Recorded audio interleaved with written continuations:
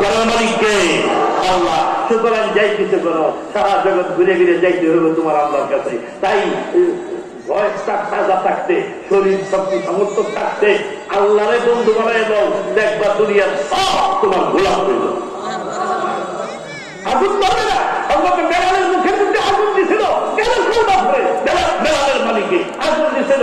আল্লাহ ইব্রাহিমে আগুনে ফুললাম না, আর বেলালে আমার নাম দিয়ে জিব্বা করবে না, আগুন ধরবে না, তার জিব্বাকে ধরে নেব। ইসমাইল আলাইহিস সালামের গলায় ছুরি চালাইছিল, জানেন ইব্রাহিম আলাইহিস সালাম কি যে চালাইতেছে, গলা না কাটতে যাবে না। আল্লাহ কয়ে দিছে ইব্রাহিম মহব্বতের জিনিস কুরবানি করো, আর ছুরি কয়ে দিছে সাবধান, ইসমাইলের একটা ফসল কাটবে না। হ্যাঁ, এগুলি আমাদের শিক্ষার বিষয়। তদ্রুপ দুনিয়া কোরআনের বিদ্বেষী যারা, কোরআনের বিরোধী যারা, মসজিদ মাদ্রাসা দেখতে পারে না, আলেম উলামা দেখতে পারে না, কোরআন হাদিস দেখতে পারে না, এদের প্রতি হিংসা নিয়ে যদি চলে, এই কিন্তু আসলে এজিদ বাহিনী, এই কিন্তু আসলে ইহুদিরা সারা খ্রিস্টান বেঈমানদের সাজুন্ডা, এই সমস্ত নাস্তিক দুস্তা কোরআন বিদ্বেষী ইসলাম বিদ্বেষী দেখে এই দেশের কোন মানুষ ভয় পায় না।